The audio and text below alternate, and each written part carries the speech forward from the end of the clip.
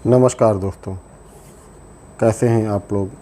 आप देख रहे हैं हमारा YouTube channel voice for humanity. और आज जो हमारा टॉपिक है वो आज के ही ज़माने से जुड़ा हुआ टॉपिक है, जिससे आजकल आम जनमानस जूझ रहा है। उस टॉपिक को मैंने आज उठाया है। तो आज का हमारा टॉपिक है डिप्रेशन और तनाव। तो ये एक ऐसा टॉपिक है जिस पर बात करना बहुत ज़रूरी है, क्योंकि उस इंसान की ज़िंदगी बर्बाद कर सकता है। आइए इस गंभीर विषय पर बात करते हैं। तो ज़िंदगी के किसी मोड़ पर आप इस डिप्रेशन, तनाव का शिकार हो सकते हैं। पढ़ाई, नौकरी, शादी, बच्चों, शादी के बाद जब बच्चे होते हैं तो उनके भविष्य को लेकर परिवार में आपसी कलह हो जाती है, कभी कभी नहीं बनती है। बीमारी, घर में कोई बीमार होता है, उसको देख रेख को लेकर कई तरीके से हम डिप्रेशन में आ जाते हैं। तो दुनिया में ऐसा कोई भी इंसान नहीं है जिसको डिप्रेशन कभी भी किसी भी जीवन के मोड़ पर ना हुआ हो। डिप्रेशन होना एक आम बात है, तनाव होना एक आम बात है, क्योंकि अगर हम डिप्रेशन में नहीं जाएंगे, डिप्रेशन नहीं होगा, तो हम भविष्य की चिंता नहीं कर पाएंगे। मानिए जैसे कि आज मैं जॉब करता हूँ, मेरे बच्चे हैं, मेरी बीवी है, और उनके भविष्य के लिए मुझे चिंता तो करनी पड़ेगी ना। आगे उनका भविष्य कैसा रहेगा, इस बारे में मुझे सोचना है, तो तनाव तो मुझे लेना है। लेकिन ये तनाव मुझे इतना नहीं लेना है कि ये मेरे परिवार को तोड़ दे। तनाव एक हद तक हेल्प करता है आपके फ्यूचर को डिसाइड करने में, लेकिन कभी कभी ये तनाव लॉन्ग टर्म, जिसे कहते क्रोनिक का रूप ले लेता है, जिसमें अवसाद की स्थिति उत्पन्न हो जाती है। तब प्रॉब्लम ज़्यादा क्रिएट हो जाती है। तो आइए चर्चा करते हैं इस विषय पर। बहुत ही अच्छा टॉपिक है और इस विषय पे बात करेंगे तो निष्कर्ष निकल सकता है कि आखिर तनाव से कैसे दूर रहें। अगर तनाव है, उसकी पहचान कैसे करें। अगर पहचान हो गई तो उसकी रोकथाम कैसे करें। आइए इस विषय पे बात करते हैं। तो तनाव तो सबको होता है। मैंने बताया आपको कि तनाव ऐसा कोई इंसान जो आया है इस दुनिया में, वो तनाव उसको होगा ही होगा। पढ़ाई का, नौकरी का, शादी का, बच्चों का, किसी की गरीबी है, किसी का कुछ है, किसी की और प्रॉब्लम है, किसी की छोटी सी प्रॉब्लम होती है, तो वो प्रॉब्लम दूर होते ही वो तनाव भी दूर हो जाता है। लेकिन प्रॉब्लम तब आती है जब डिप्रेशन ऐसा हो जाता है लंबे समय तक, जिसे हम कहते हैं इंग्लिश में क्रोनिक डिप्रेशन। तब वो प्रॉब्लम होती है। वो सोचता रहता है, वो इंसान सोचता रहता है, किसी से बात नहीं करता, समाज से कटने लगता है। आप उससे बोलेंगे वो हाँ हाँ कर देगा, जो भी उसको बोलना है, अलग हो जाएगा। एक कमरे में चुपचाप बैठा रहेगा, किसी से ज़्यादा मतलब नहीं, लेना देना नहीं, किसी से मतलब नहीं, समाज से बिल्कुल कट जाएगा। इससे भी बुरी स्थिति तब आती है जब डिप्रेशन की वजह से वह किसी भी प्रकार के नशा या गलत संगत में पड़ जाता है। तो हमको ये देखना पड़ेगा कि ऐसा कोई हमारे आसपास तो नहीं है, उससे बात करनी पड़ेगी, उसको फ़िल्टर आउट करना पड़ेगा कि कौन है हमारे आसपास, परिवार में, हमारे कॉलोनी में, मोहल्ले में, आसपास में नज़र रख के कि ऐसा कौन सा व्यक्ति है, क्योंकि ये उसका भविष्य से जुड़ा हुआ सब्जेक्ट है। अगर उसको समय पर पहचान नहीं हुई तो बहुत ज़्यादा खतरा उत्पन्न हो सकता है उसके जीवन के प्रति, क्योंकि चिंता चिता के समान होती है जो इंसान को धीरे धीरे ख़त्म करती है। तो अब बात करते हैं कि डिप्रेशन में इंसान की पहचान कैसे करें।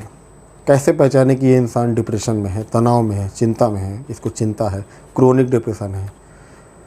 तो जो इंसान अचानक से, पहले वो हंसता खेलता था, सबके साथ मिलता था, उठता था, बैठता था, समाज में बात करता था, विषय पे अपनी बात रखता था, तो अचानक से अलग रहने लगे, कट के रहने लगे। आप उसे फ़ोन करें, हाँ मैं बात कर लूँगा, कट दो यार। आप उससे मिलने जाएं, नहीं मैं बात नहीं करता हूँ, बाद में बात करूँगा। तो ये एक लक्षण है दूसरा, जो कभी नशा ना किया हो किसी ने, किसी भी प्रकार का उसके ऊपर कोई नशा नहीं, कभी किसी ने नहीं देखा होगा वो नशा करता हो और अचानक से वो नशा करने लगे। जब अचानक से वो नशा करने लगेगा तो ये संकेत है कि हो सकता है ये व्यक्ति नशा करने लगा है, हो सकता है ये डिप्रेशन से दूर जाने के लिए नशा कर रहा हो। तीसरा कारण है, उसे ज़्यादा गुस्सा आने लग सकता है।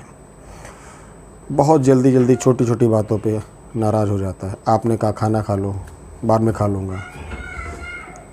छोटी छोटी बातों पे वो गुस्सा हो जाएगा, नाराज़ हो जाएगा, कुछ भी कर सकता है वो गुस्से में, आपसे उल्टा सीधा व्यवहार भी कर सकता है। तो ये एक इसका लक्षण है। चौथा लक्षण है, जो भी वो काम करता है, जो भी उसका बिजनेस है, मान लीजिए नौकरी करता है, व्यापार करता है, उस व्यापार उस नौकरी में उसका ध्यान ना लगे, वो कट के रहने लगे। नौकरी करता है तो समय पे वो नहीं पहुंच रहा, या पहुंच रहा है तो अपना काम अपनी ड्यूटी अच्छे से नहीं निभा रहा है। अगर व्यापार कर रहा है तो कस्टमर से वो झगड़ा कर लेगा, झगड़े पे उतारू हो जाएगा, मार पिटाई पे भी उतारू हो सकता है, क्योंकि वो मेंटली हरास हो चुका है इंसान। तो उसका इलाज बहुत ज़रूरी है। अब उस बात करते हैं कि अब हमने पहचान तो कर ली डिप्रेस इंसान की कि ये सिम्टम हो सकते हैं, तो उसकी पहचान के बाद अब हमें क्या कदम उठाना है उसकी लाइफ को सेव करने के लिए। अब आइए उस पर बात करते हैं। तो सबसे पहली बात तो है, जो हमने पॉइंट ऑफ कर लिया कि ये इंसान डिप्रेशन में है, उससे बात करने, उसकी प्रॉब्लम को सुने, वो क्या कहना चाहता है, फिर उसकी प्रॉब्लम को सॉल्व आउट करने का प्रयास करें, उसके साथ बैठें, उसके साथ टाइम व्यतीत करें। दूसरा पॉइंट, उसे अकेला ना छोड़ें, बिल्कुल भी अकेला ना छोड़ें, उसके साथ रहें, उसकी क्रिएटिविटी पे ध्यान दें, वो क्या कर रहा है क्या नहीं कर रहा है, उसको अनुभव कराएं कि यार तुम अकेले नहीं हो, यार आई एम विद यू, मैं तुम्हारे साथ हूँ, मैं तुम्हारी हर प्रकार से हेल्प कर सकता हूँ। उसको विश्वास दिलाएं, उसको मोटिवेट करें। उसको मोटिवेशन की बहुत आवश्यकता होती है, किसी भी डिप्रेशन वाले इंसान को मोटिवेशन की बहुत आवश्यकता होती है। उसके लिए वो जन घुटी की तरह होती है, अमृत, मोटिवेशनल। उसको मोटिवेट करें किसी प्रकार से। उसको जैसे आस्था के रूप में अगर देख लें तो उसको मंदिर ले जाएं, मस्जिद ले जाएं, जहाँ भी उसको है उसको मोटिवेट अवश्य करें। और लास्ट में जल्द से जल्द किसी अच्छे साइकियाट्रिस्ट, जिसे मनोचिकित्सक कहते हैं, उससे तुरंत उसे मिलाएं, तुरंत उनसे मनोचिकित्सक से उनका परिचय कराएं और जल्द से जल्द इलाज शुरू कराएं, क्योंकि जितनी जल्दी से जल्दी इलाज होगा वो इंसान उतनी ही जल्द डिप्रेशन से बाहर आ जाएगा। तो बहुत ज़रूरी है, पॉइंट आउट करना बहुत ज़रूरी है। डिप्रेस इंसान का पॉइंट आउट करना बहुत ज़रूरी है कि कौन सा इंसान डिप्रेशन में है। तो अगर आपके आसपास, आपकी कॉलोनी, आपके परिवार, आपके रिश्तेदारी में, आपके आसपास कोई भी इंसान ऐसा आपको लगता है संदिग्ध अवस्था में कि वो डिप्रेशन या तनाव में है, तो उसके साथ मेरे बताए हुए पॉइंट पर विचार करें। हो सकता है किसी की लाइफ जो बिगड़ रही है बन जाए, क्योंकि डिप्रेशन अब तो मेडिकल साइंस में बहुत तरक्की कर ली है और कई दवाएं आती हैं, दवाओं से भी इलाज हो जाता है। काउंसलिंग होती है, काउंसलिंग की जाती है, डेली रूटीन चेकअप उसका होता है, उसको योगा, जिम करवाने का सलाह दी जाती है। तो यही विचार मैं रखना चाहूँगा कि किसी भी डिप्रेस इंसान को point out, first of all उसको पॉइंट आउट करना, उसकी पहचान करना कि ये इंसान डिप्रेशन में है, बहुत ज़रूरी है। इलाज तुरंत करवाइए, पॉइंट आउट तुरंत कीजिए और उस इंसान को अकेला मत छोड़िए, उससे बात करते रहिए। भले ही वो समाज से कट रहा है, वो गुस्सा हो रहा है, इग्नोर कर दीजिए। उसको कारण जानिए कि यार ये बंदा 4 महीने पहले या 2 महीने पहले या अभी कुछ दिनों पहले तक अच्छे से बात कर रहा था, अचानक इसको क्या हो गया। तो इस विषय पर चर्चा होना बहुत ज़रूरी है, क्योंकि जैसी आजकल की लाइफ स्टाइल चल रही है, हर इंसान डिप्रेशन में है। छोटा डिप्रेशन, लॉन्ग टर्म डिप्रेशन, दोनों में अंतर है। छोटा डिप्रेशन, मान लीजिए आपके पास आज पैसे नहीं, आप डिप्रेस हो गए। लेकिन बड़े डिप्रेशन, पैसे हैं, पैसे नहीं है आज आपके पास पैसे आ गए, आप बिल्कुल मस्त हो गए, डिप्रेशन ख़त्म।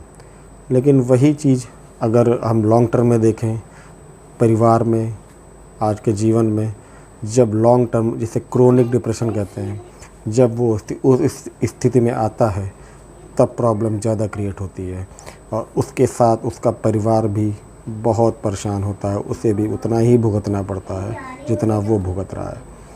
तो मेरा ये विचार है, कृपया हमारे इस विचार पे अमल करने का प्रयास करें।